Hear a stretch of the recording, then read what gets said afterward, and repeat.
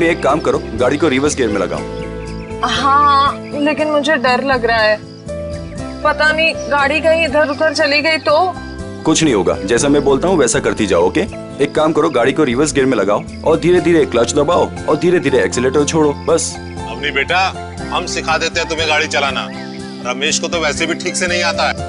अरे काका, आप साइकिल चलाना तो ठीक से जानते नहीं है, गाड़ी क्या चलाएंगे? हाँ काका, आप ही सिखा दीजिए तो अच्छा है। ये तो सारा दिन फोन पे लगे रहते, मेरी तरफ ध्यान भी नहीं देते। अच्छा, एक काम करो, गाड़ी को रिवर्स गियर में लो। हाँ, हेलो,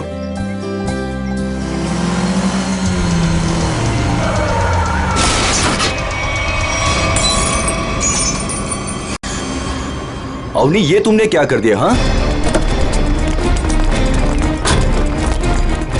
बदबू कहां से आ रही है?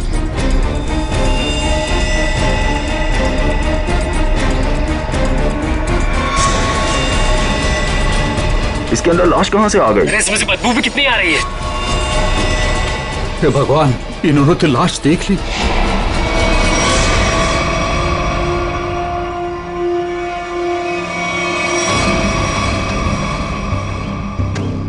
इस मूर्ति का बेस तो एकदम अच्छे से बनाया गया है, कोई लापरवाही की गई ऐसा लगता तो नहीं है।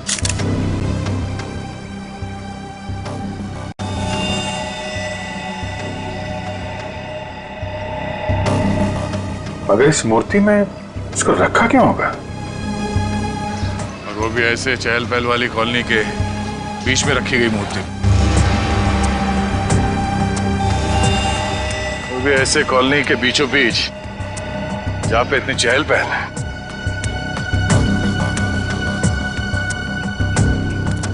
सर कॉलोनी के लोग काफी घबराए हुए हैं, किसी को नहीं पता है लाश किसके। और सर, इस कॉलोनी से कोई गायब भी नहीं हुआ है। चलो देखते हैं।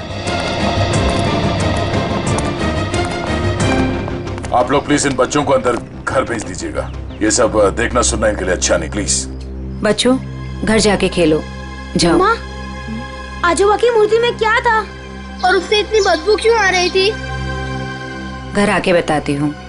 बच्चों, मम्मी की बात सुनना चाहिए। हाँ, जाओ घर के अंदर जाओ। आपके बच्चे ने कहा कि ये मूर्ति उनके दादाजी की? जी, मेरे पिताजी की मूर्ति थी, सुमित प्रकाश नाम था उनका। उनकी मूर्ति क्यों बनवाई थी? मेरे पति एक इंजीनियर और साइंटिस्ट थे। सूखे इलाकों के लिए उन्होंने एक नई सिंचाई पद्धति का आविष्कार किया था। इसी से खुश होकर गवर्नमेंट ने उन्हें ये जमीन दान में दी थी। और सुमित जी इतने महान थे कि उन्होंने वो जमीन कॉलोनी को दान कर दी थी, और हमने उसी जमीन पर ये बच्चों के लिए ये पार्क बनवा दिया। इसीलिए हमने उनके सम्मान में इस पार्क में उनकी मूर्ति लगवाई। देखिए, ऐसा लगता है कि किसी ने हाल में इस लाश को मूर्ति में छिपाया है। हाँ, कुछ महीनों पहले। आप लोग बता सकते हैं कि मूर्ति यहाँ कब लगाई गई थी? क्योंकि शायद लाश को उसी वक्त अंदर रखा गया था। ये क्या कह रहे हैं सर? ऐसा हो ही नहीं सकता। सुमित जी जिस साल गुजर गए उसी साल ये मूर्ति वहां लगवाई गई थी। कम से कम 39 साल हो गए। 39 साल पहले? तो ये हो सकता है कि जब हाल फिलहाल में मूर्ति बदली गई हो या फिर इसकी मरम्मत की गई हो, तब ये लाश इसमें डाल दी गई हो। जी नहीं, जब से ये मूर्ति लगवाई गई है तब से ना इसकी मरम्मत हुई है और ना इसे बदला गया। ऐसे कैसे हो सकता है? कुछ महीनों पहले मरे हुए आदमी की लाश इतनी पुरानी मूर्ति के अंदर कैसे हो सकता है? शायद ऐसा हुआ हो कि रात के अंधेरे में ये काम हुआ हो और आप लोगों को पता नहीं चला। पूर्वी, जरा वॉचमैन से पता कर। सर, इस कॉलोनी में करीब 200 फैमिलीज रहती है। अगर किसी ने रात को पुतला बदला होता, किसी ने तो देखा होता, लेकिन यहाँ तो किसी ने कुछ देखा ही नहीं। सर, यहाँ पर 2 वॉचमैन हैं, एक दिन में ड्यूटी करता है और एक रात में, और दोनों का ही कहना है कि किसी ने भी मरम्मत का काम होते हुए नहीं देखा। कमाल है, अगर कोई काम हुआ नहीं है तो फिर ये लाश मूर्ति के अंदर आई कैसे है? सचिन, 39 साल पहले ये ब्रॉन्ज की मूर्ति खड़ी की गई हो, तब से लेकर आज तक ना किसी ने उसकी मरम्मत की, ना उस मूर्ति को बदल दिया। हाँ सर, 1976 की बात है सर। हाँ, और आज उस ब्रॉन्ज के पुतले के अंदर मिलती है एक लाश, और कॉलोनी के 40 लोग कहते हैं कि उन्होंने कुछ देखा तक नहीं। कैसे हो सकता है? मूर्ति के अंदर लाश? 2 ही तरीके आते हैं मेरे दिमाग में। एक, या तो पुरानी मूर्ति के अंदर लाश रखी या फिर नई मूर्ति बनाकर उसके अंदर लाश डालकर उस नई मूर्ति को पुरानी मूर्ति की जगह रखी गई और पुरानी मूर्ति गायब कर दी गई होगी। सर लेकिन ब्रॉन्ज की नई मूर्ति बनाने के लिए तो कई दौर से गुजरना पड़ा होगा। पहले तो उसने प्लास्टर ऑफ पेरिस का ढांचा तैयार किया होगा, फिर उस ढांचे से उसने नया सांचा तैयार किया होगा, और फिर कम से कम 1200 डिग्री सेल्सियस पे उसने उस ब्रॉन्ज को पिघला कर उसमें डाला होगा, और फिर उसके टुकड़े किए होंगे। टुकड़ों को फिर वेल्डिंग करके जोड़ा गया होगा, फिर मूर्ति तैयार होगी तो उसे खड़ा कर दिया गया होगा। ये कुछ चुटकी भर में थोड़ी होता है, बहुत टाइम लगा होगा, बहुत टाइम लगा होगा। और सर लाश को मूर्ति में रखा गया होगा, मूर्ति को कॉलोनी में लाया गया होगा और फिर पुरानी मूर्ति की जगह रखा गया होगा। पूर्वी, इतनी बड़ी मूर्ति कोई गोदी में उठाकर तो नहीं ला सकता। उसे लाने के लिए एक ट्रक या फिर कोई बड़ी गाड़ी लाई होगी। उसके साथ साथ उसे खड़े करने के लिए क्रेन लाया गया होगा। इतना सब अगर हुआ है फिर भी कॉलोनी के लोग कहते हैं कि उन्हें कुछ मालूम नहीं, ऐसा कुछ हुआ ही नहीं। सर फिर तो पहला वाला तरीका इस्तेमाल किया गया होगा सर। बॉडी को कॉलोनी में लाया गया होगा और फिर मूर्ति में रख दिया गया होगा। पंकज, मूर्ति को लेटाया गया होगा, उसके बाद उसके अंदर लाश को रखा गया होगा और फिर उसे खड़ा भी किया होगा। कैसे हो सकता है, कैसे हो सकता है ये? सर इतना अजीब तरीका लाश को ठिकाने लगाने का, खूनी को ये सब करने की जरूरत क्या थी? वही तो, इतनी तकलीफ क्यों? लाश को ब्रॉन्ज की मूर्ति के अंदर ही क्यों? कोई ना कोई वजह तो जरूर होगी, पर है कौन ये? है कौन ये? लाश है किसकी? कैसे मरा ये? मरा या मारा गया? इस आदमी की उम्र 45 साल है और इसकी मौत इसके सर पे लगी चोट की वजह। अरे sir sir sir sir Hindi में बोलेंगे तो मुझे भी समझ में आएगा। क्या बोल रहे हैं? इस आदमी की उम्र 45 साल है और इसकी मौत इसके सर पर लगी चोट की वजह से हुई है। ये हुई ना? Thank you. और कुछ और बता सकते हैं? कि जादू है, चुटकी बजाऊंगा हो जाएगा। अरे कोई जादू है जो चुटकी बजाऊंगा सब कुछ हो जाएगा।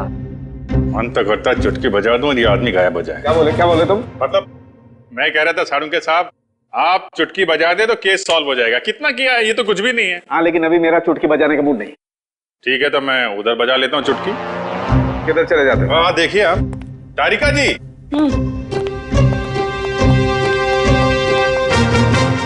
कुछ मिला आईडी वाईडी आपको? ना आईडी ना वॉलेट, कुछ नहीं। और ये कपड़ों की हालत देखो। भाई साहब बज गई चुटकी। लेकिन मैं आपको एक चीज बता सकती हूँ। अरे वाह, अब बजी चुटकी। मुझे मालूम था तारिका जी, आप मुझे कभी निराश नहीं करेंगे। बताइए।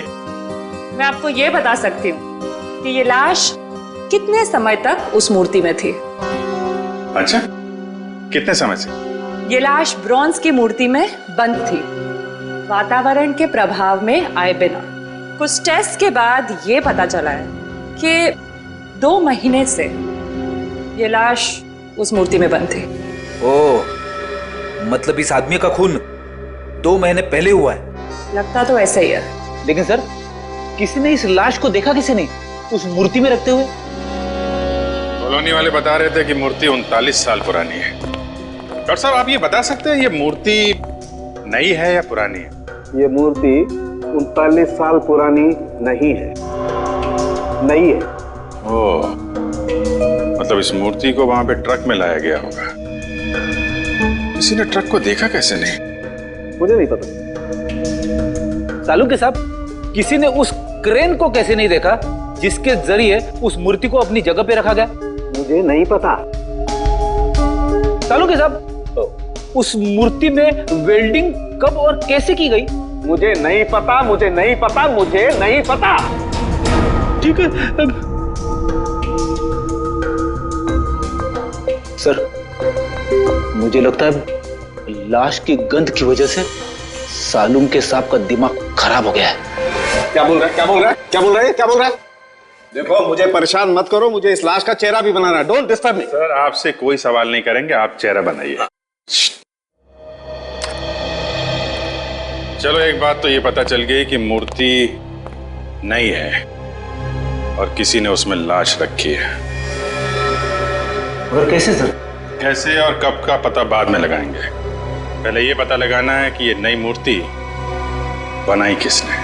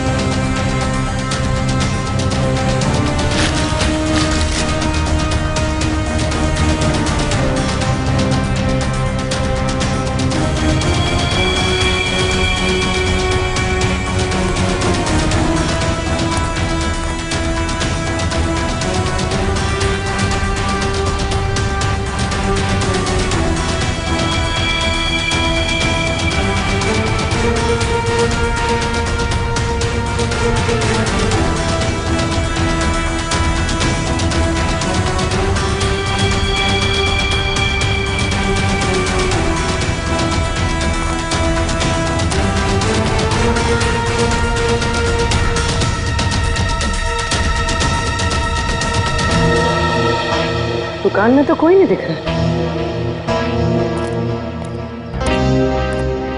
वाह, एक खूबसूरत लड़की मेरे दुकान पे।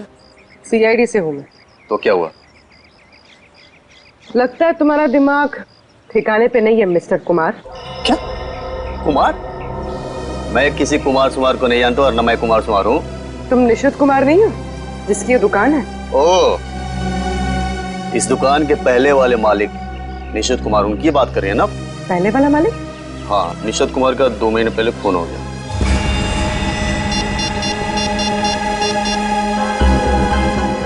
Hello, Abhijit sir.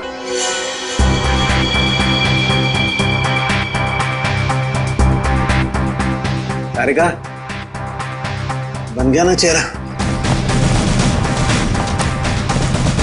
तो इन्होंने ये दुकान निशित कुमार से खरीदी है और 2 महीने पहले उनका खून हो गया। 2 महीने पहले की वो लाश थी ना जो उस मूर्ति में से मिली? हाँ सर। लाश? हाँ लाश। आप ये बताइए कि निशित कुमार के बारे में और क्या जानते हैं आप? सर मुझे ज्यादा पता नहीं है। उनकी माली हालत भी ठीक नहीं थी और कई सालों से उनके पास कुछ काम भी नहीं था। उनके घर का एड्रेस देना। वो घर में अकेली थी। जब मैं बाहर से आई तो देखा चोरों ने उनका गला काट दिया था। शायद मैं यहाँ होती तो उनको बचा सकती थी सर। हम आपकी तकलीफ समझ सकते हैं अर्चना जी, पर क्या आप बता सकती हैं कि क्या क्या चोरी हुआ था? कुछ नहीं, चुराने के लिए आई ही क्या घर में? कुछ नहीं था और अब भी नहीं है। आपके पति जो मूर्तियां बनाते थे वो किनके लिए बनाते थे? मेरा मतलब है उनके क्लाइंट्स कौन कौन थे? मुझे पता नहीं, लेकिन उनकी सारी चीजें वो अलमारी में रखते थे। हम वो अलमारी देख सकते हैं? जी। अलमारी देख लो जरा।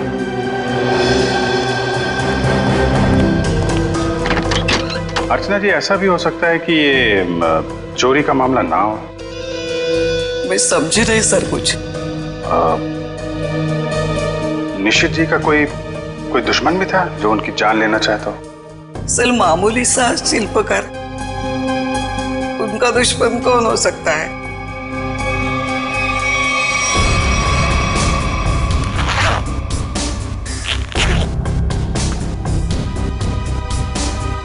सर, हाँ बेट। इस फाइल में मूर्तियों की बहुत सारी न्यूज़पेपर कटिंग है सर। वो जो सारी मूर्ति बनाते थे ना, उसका सारा रिकॉर्ड इसी फाइल में रखते थे। और सर ये देखिए। तो ये मामला है। सुमित जी की मूर्ति भी इन्होंने बनाई थी 1976 में। अर्चना जी, मूर्ति बनाने वाले अक्सर अपनी बनाई हुई मूर्तियों का एक ढांचा अपने पास रखते हैं कि अगर मूर्ति टूट फूट जाए तो दोबारा बना सके। निशित जी भी ऐसा करते थे क्या? हाँ हाँ, उसके वो सारे ढांचे पिछले बाजू रखते थे। हम वो जगह देखना चाहेंगे।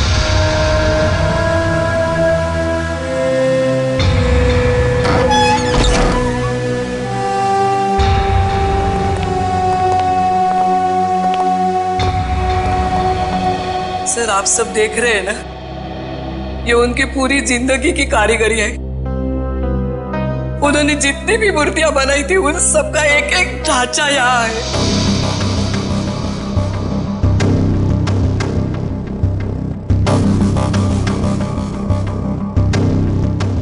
वो वाला नहीं दिख रहा है?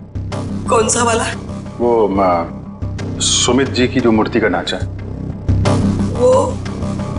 वो उस तरफ होना चाहिए।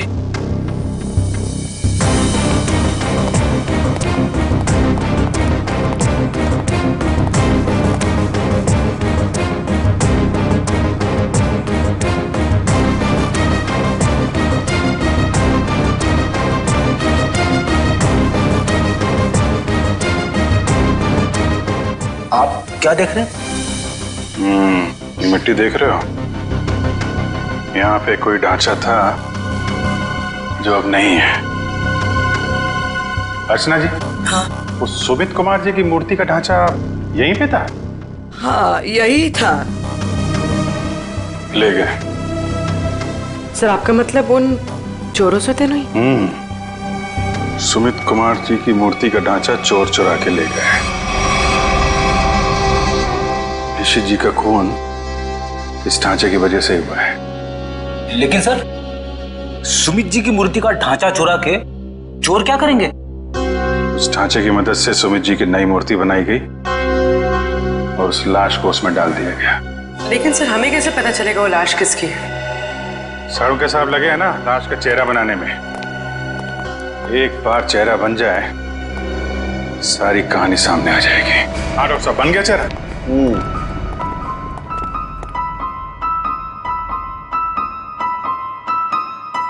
ये देखो बॉस, ये है वो मरा हुआ आदमी। क्या? ये कैसे हो सकता है? डॉक्टर साहब, ये क्या मजाक है? भाई साहब, मैं मजाक नहीं कर रहा हूँ, यही है उस आदमी का चेहरा, ऐसा ही दिखता है वो। मैं जानता था, मुझे बिल्कुल पता था ये कुछ ऐसा करेंगे जिससे सारा केस उलट जाए। क्या बात कर रहे हो यार तुम? मैं ऐसा क्यों करूंगा? क्या हो गया तुम्हें? अभिजीत, ये क्या कह रहे हो तुम? ये उसी आदमी का चेहरा है। सर, मजाक क्यों करेंगे? क्योंकि डॉक्टर साहब ने जो चेहरा बनाया है वो मूर्ति का चेहरा है। सुमित जी का चेहरा है जो 39 साल पहले मर चुके हैं। इस चेहरे में सिर्फ मूंछ लगाना बाकी है। क्या बात कर रहे हो? ये आप बताइए, आपने बनाया है चेहरा? मैंने तो वही बनाया है जो मुझे खोपड़ी ने बताया। मैंने तो मूर्ति देखी भी नहीं है यार। तो आप देख लीजिए, ये मूर्ति है। ये तो वाकई वही चेहरा है जो मैंने बताया। ऐसा कैसे हो सकता है? सर, ये आदमी 39 साल पहले मर चुका है। आज जिंदा होता तो 80 साल का होता। और आपने कहा था ना कि ये मरा हुआ आदमी 45 साल का है। कैसे पॉसिबल है? आई एम सॉरी बॉस, मुझे छुट्टी चाहिए। वो आप देखो सर। पहले हम ये पता लगाने की कोशिश कर रहे थे कि लाश को मूर्ति में रखा कैसे गया। अब हमें यह पता लगाना है कि सुमित जी की लाश सुमित जी की मूर्ति में आई कैसे और क्यों। सर, कुछ पता चला उस लाश के बारे में? देखिए, उसी के बारे में हम लोग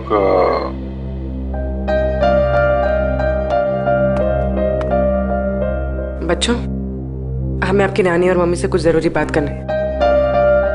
और बातें ऐसी हैं जो आप लोगों को नहीं सुननी चाहिए। तो आप लोग प्लीज अंदर जाइए। क्यों? हम क्यों नहीं सुन सकते?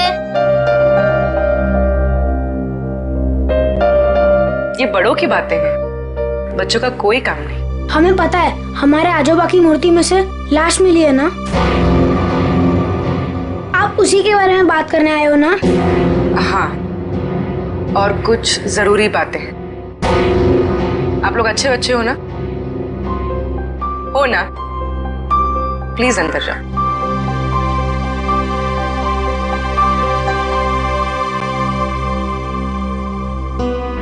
सर बताइए ना, क्या पता चला आप लोगों को? एक्चुअली इस केस की जांच को लेकर हम थोड़ी उलझन में हैं और हमें लगता है कि आप सुलझा सकती हैं इस उलझन को। कैसी उलझन? और मैं कैसे सुलझा सकती हूँ? दरअसल ये सब हमारे परिवार वाले जैसे ही हैं। जब से शादी करके आई हूँ इसी कॉलोनी में रह रही हूँ। ये लोग सब कुछ जानते हैं। आपको जो कुछ भी कहना है इनके सामने कह सकते हैं। ठीक है। आपके पति सुमित जी को गुजरे हुए करीब 39 साल हो गए, है ना? लेकिन सुमित जी की मूर्ति में से हमें जो लाश मिली है वो सुमित जी की है।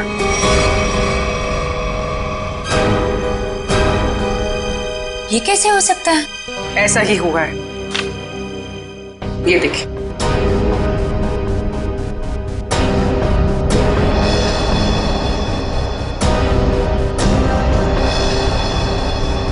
इतने यकीन के साथ आप ये कैसे कह सकते हैं? हाँ, ये हो ही नहीं सकता। जरूर कुछ भूल हुई है आप लोगों से। कोई भूल नहीं हुई। ये एक साइंटिफिक मेथड है जिसमें लाश की खोपड़ी का चेहरा बनाया गया है और यही चेहरा बना है सुमित जी का। लेकिन मेरे पिताजी की लाश कैसे आ सकती है? ये मुमकिन नहीं है। वही तो, लाश की उम्र करीब 45 साल की है। आपके पिताजी जिंदा होते तो 80 साल के ऊपर के होते। अब बात यह है कि 80 साल का आदमी 45 साल का कैसे हो गया? ये मैं कैसे जान सकती हूँ? अब आपको नहीं पता तो हमें कैसे पता होगा? चेहरा तो बिल्कुल आपके पति का ही है। सर, उनकी मौत के बाद उनका अंतिम संस्कार मैंने ही किया था। अगर किसी ने लाश बदल दी हो या कहीं किसी तरह वो जिंदा भी होते तो भी 80 साल का इंसान 45 साल का हो ही नहीं सकता। वही तो, यही बात हमें परेशान कर रही है। अच्छा, आपके परिवार में कोई ऐसा आदमी था जो बिल्कुल सुमित जी से मिलता जुलता हो? नहीं, जब से मैं उन्हें जानती हूँ या जब से मेरी शादी हुई है मैंने तो ऐसा किसी को नहीं देखा जो उनकी तरह दिख रहा हो। चूंकि उस मरे हुए आदमी का चेहरा हूबहू आपके पति से मिलता जुलता है और उन दोनों में कोई संबंध है या नहीं, ये जानने के लिए मालती जी हमें आपकी थोड़ी मदद चाहिए। कैसी मदद? अगर आपको बुरा ना लगे तो हमें आपका डीएनए उस मरे हुए आदमी से मिला के देखना होगा। यही एक तरीका है सच्चाई को जानने का।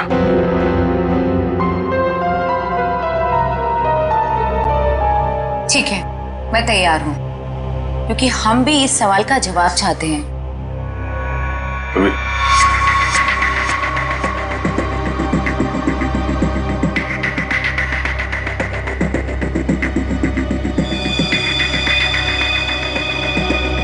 Thank you. हम फिर मिलेंगे और तब जवाब के साथ मिलेंगे। तारिका जी, डीएनए रिपोर्ट आ गई? पार्शियल मैच है। क्या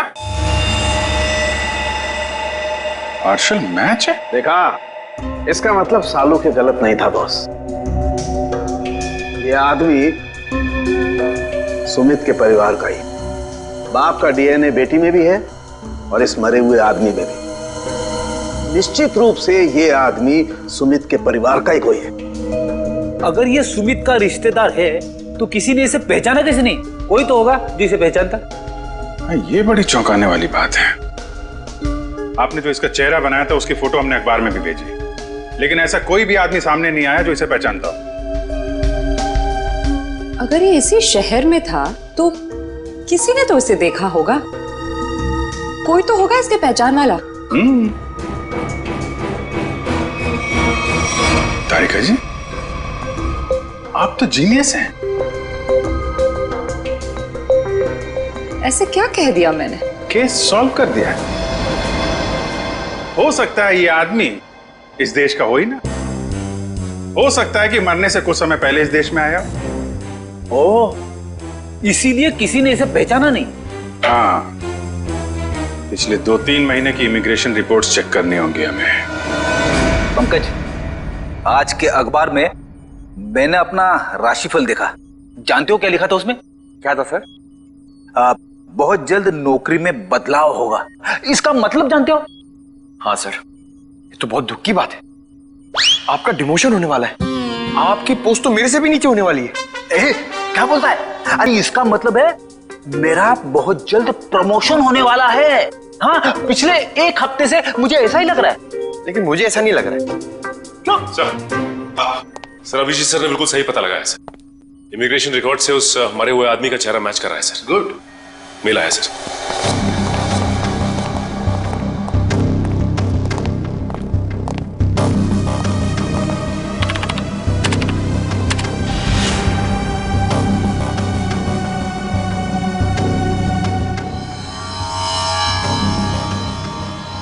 सचिन, ये तो बिल्कुल सुमित जैसे ही दिखता है। इसका नाम ब्रेंडन है, उम्र 45 साल और 2 महीने पहले यूके से आया था सर। मतलब आते ही मौत हो गई उसकी। सर इसका नाम तो अंग्रेजों जैसा है पर लगता है इंडियन है। इस ब्रेंडन का घर का पता, फोन नंबर कुछ है? हाँ सर जरूर। पूर्वी, इस नंबर पे फोन करो। घर का ही फोन नंबर होगा ही। उसके माता पिता से बात करो, मगर सावधानी से। शायद उन बेचारों को पता भी नहीं होगा ब्रेंडन के साथ क्या हुआ है। और देखो बातचीत में कुछ पता चलता है क्या इस ब्रेंडन के बारे में। सर। हाँ सर, मैं सीआईडी छोड़ रहा हूं। अब और बर्दाश्त नहीं होता। मैं पागल हो जाऊंगा। क्यों? ऐसा क्या हो गया? इस केस में बहुत कंफ्यूजन है और सबसे बड़ी बात तो यह है कि वो आदमी अंग्रेज निकला। मेरा दिमाग फट जाएगा सर। मैं भी छुट्टी पे जा रहा हूं सालू के साथ। अभी जाओ, अभी जाओ इसी वक्त। बोरिया भी सरा बांधो, निकल जाओ सीआईडी से। जाओ और कुछ समय बिताओ अपनी बीवी के साथ, शायद कुछ अकल आ जाएगी। जाओ। सर, आपका राशिफल तो सही निकला। नौकरी में बदलाव मतलब आपका रेजिग्नेशन, इस्तीफा।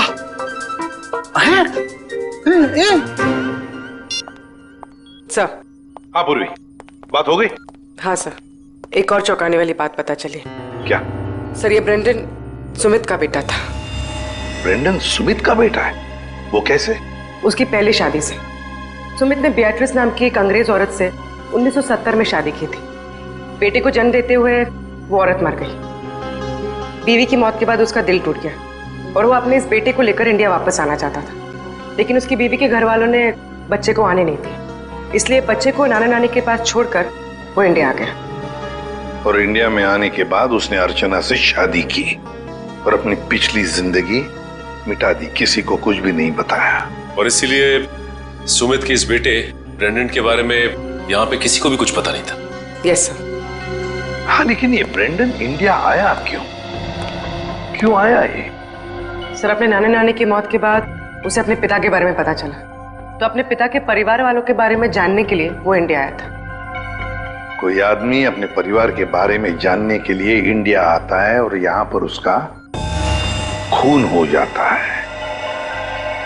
नहीं नहीं नहीं नहीं, ये कोई और ही चक्कर है। सर, अब इस ब्रेंडन के खूनी तक हम कैसे पहुंचेंगे? शुरू से शुरू करके। सॉरी सर, आपका मतलब क्या था? एयरपोर्ट से पंकज, एयरपोर्ट से। जैसे ब्रेंडन एयरपोर्ट पर उतरा, पता लगाएंगे वो कहां गया, कैसे गया, किससे मिला।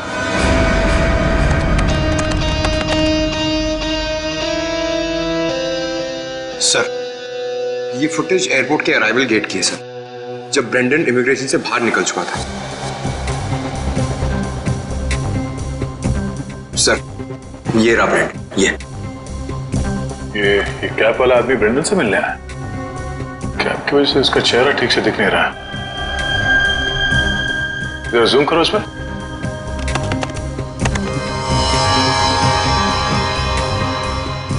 लगता है कि जानबूझकर ये आदमी अपना चेहरा छुपा रहा है। ये चाहता नहीं है कि उसका चेहरा कैमरे पे कैप्चर हो। आगे बढ़ो। सर ये दोनों तो पार्किंग की तरफ गए। इसका मतलब इस कैप वाले आदमी की गाड़ी पार्किंग में है। एक काम करो, इन दोनों के बाहर निकलने से आधे घंटे तक जितनी भी गाड़ियां एयरपोर्ट के पार्किंग लॉट से बाहर निकली है उन सब के डिटेल्स निकालो। पता चल जाएगा इस कैप वाले की कौन सी गाड़ी है। सर वो आदमी ब्रेंडन को जब एयरपोर्ट की पार्किंग में लेके गया उसके आधे घंटे बाद तक ये सारी गाड़ियां बाहर जाती रही सर। बस वे ठीक है, एक एक को फोन करो और पता लगाओ किस पैसेंजर को इन्होंने एयरपोर्ट से पिकअप किया और कहां जाके छोड़ा। हेलो जी, मैं सीआईडी से इंस्पेक्टर सचिन बोल रहा हूँ। अच्छा ये बताइए कि 15 फरवरी को आपकी कार इंटरनेशनल एयरपोर्ट पे गई थी किसी को छोड़ने के लिए? आप क्या करने गए थे? किसी को छोड़ने गए थे? मिसेस आंचल कुमार। ओके पूर्वी। Okay okay. क्या? किसको छोड़ने गए थे? Peter Frank. अच्छा ये कौन सी फ्लाइट से है? ओके।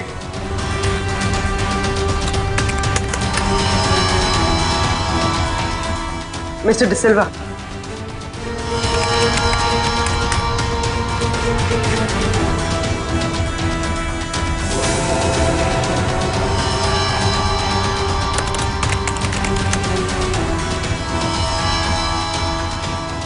ओके पूर्वी, अब बचा है सिर्फ एक नंबर, ये VH543259। और सर ये नंबर किसी मिस्टर अनिल के नाम पे जो कि लोनावाला के बंगलो पे रजिस्टर्ड है सर। लेकिन ये आदमी फोन नहीं उठा रहा है सर। फोन नहीं उठा रहा है? लगता है ये अनिल ही पिकअप करने आया था ब्रेंडन को एयरपोर्ट पर। सर कहीं इस अनिल ने ही तो ब्रेंडन का खून नहीं किया? हो सकता है पूर्वी, एक बात तो पक्की है, इस अनिल का जरूर कोई ना कोई संबंध है ब्रेंडन के खून के साथ।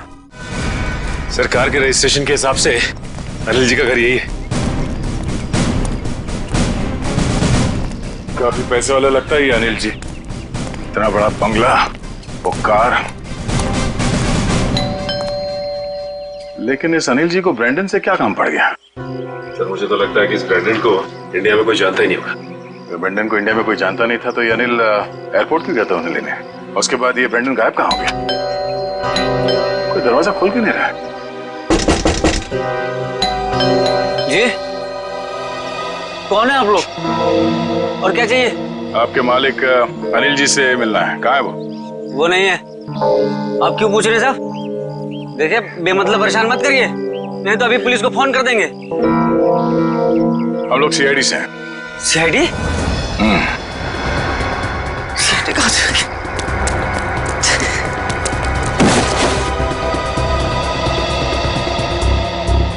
अब ये हमारे किसी काम का नहीं है। लगता है अनिल जी उसी तरफ है जिस तरफ ये भाग रहा है। चलो देखते हैं। हट, हट।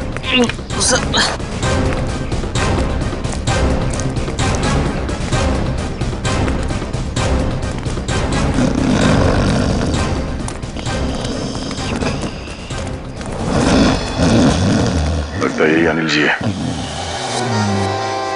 अनिल जी, मालिक और नौकर एक साथ शराब पी रहे थे यहाँ पे। अनिल जी, अनिल जी, जी। हम ये जानने आए कि कुछ महीने पहले आप ब्रेंडन को एयरपोर्ट से लेकर कहाँ गए थे? एयरपोर्ट? ब्रेंडन? मैं कुछ नहीं समझ पा रहा यार, क्या बोल रहे हो तुम? हम ये कह रहे हैं कि ब्रेंडन को लेके आप एयरपोर्ट से आए थे और ये हमने सीसीटीवी फुटेज में देखा है।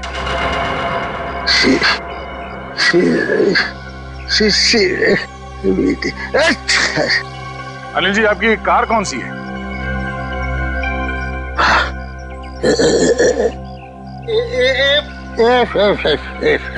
सच्चाई तो ये है कि ना तो ये बंगला आपका है और ना ही वो कार।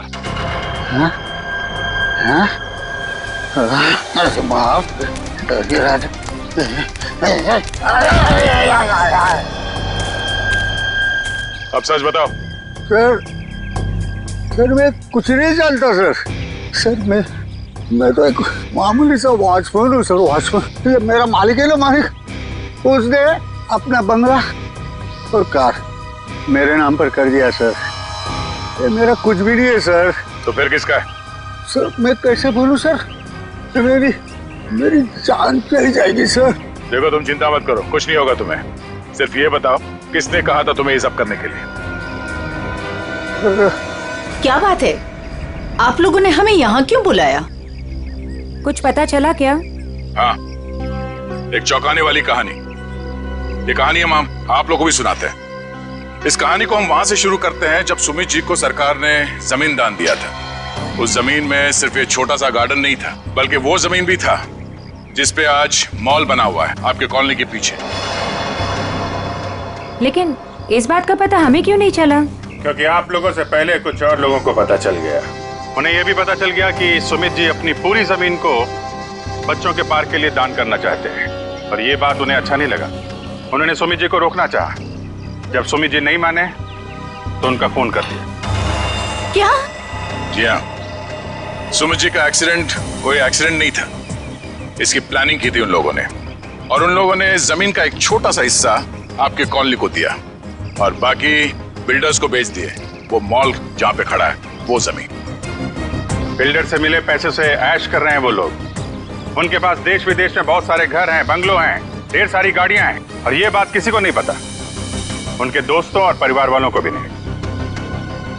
और सुमित जी का बेटा ब्रेंडन जब अपने परिवार वालों से मिलने इंडिया आया तो उसे भी मार दिया गया। क्यों, ये हमें मालूम नहीं। और फिर बेटे की लाश को पिता के मूर्ति में छुपा दिया। अब ये कैसे किया है ये हम जानना चाहते हैं। लेकिन वो कौन लोग हैं? यही है वो लोग। सच तो ये इसी कॉलोनी में रह रहे हैं, धोखे और खून से कमाए हुए पैसों पर ऐश कर रहे हैं, लेकिन हम उन्हें जानते हैं।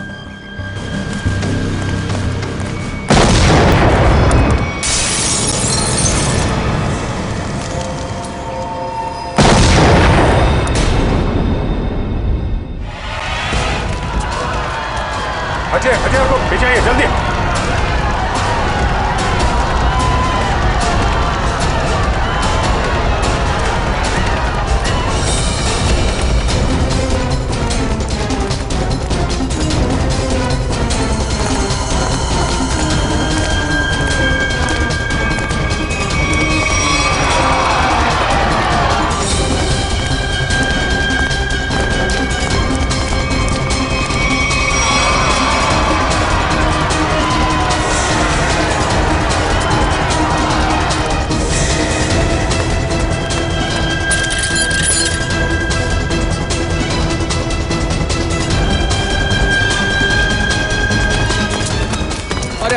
आनंद संभालना यार। अरे क्या हो रहा है ये?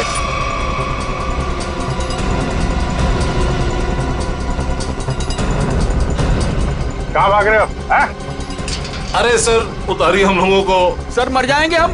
सर नीचे उतारिए प्लीज। सर हमने तो तुम दोनों का नाम भी नहीं लिया था। हाँ, मगर तुम लोगों के लोनावले वाले बंगले पे गए थे हम लोग। नीचे उतारिए ना। अरे तुम लोग तो वैसे ही गिरे हुए आदमी हो।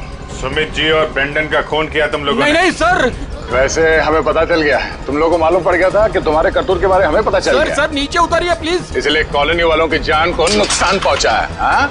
और अब उसका भगदड़ का सहारा लेके भाग रहे तुम लोग। सर उतारिए हमें। सर नीचे उतारिए प्लीज। नीचे उतारिए ना। मर जाएंगे सर। सर नीचे उतारिए ना।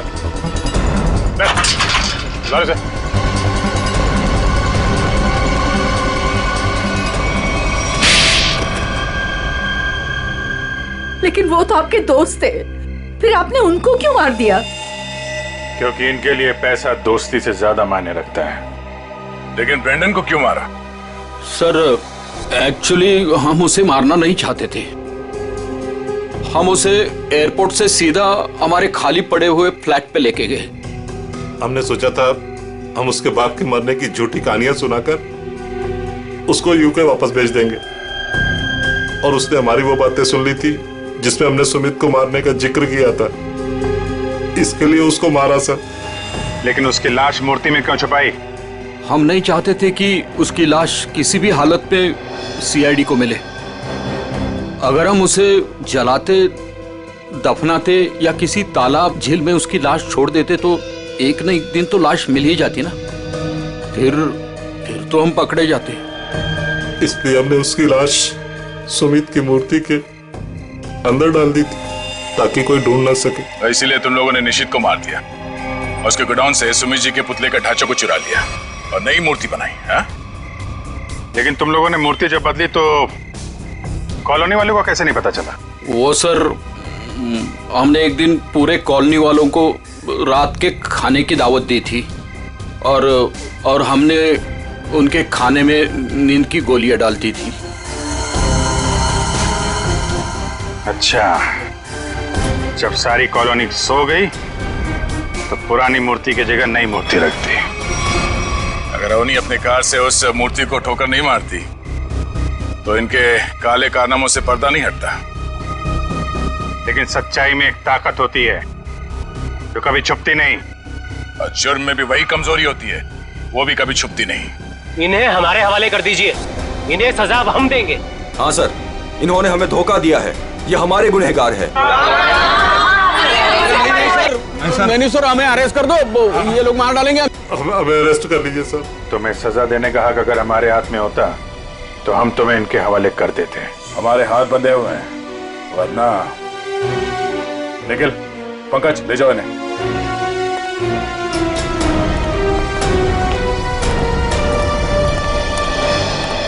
बेटा, आप लोगों का बहुत बहुत शुक्रिया कि आप लोगों ने ये गुत्थी सुलझाई और छिपे हुए गुनहगारों को पकड़ लिया। ये तो हमारा फर्ज था, लेकिन हम पूरी कोशिश करेंगे कि मॉल की जमीन भी कॉलोनी को वापस मिल जाए। आपके पति का जो सपना था वो पूरा होके ही रहेगा। खुश रहो बेटा, खुश रहो। For more updates, subscribe to our channel, click the show links and enjoy watching the videos.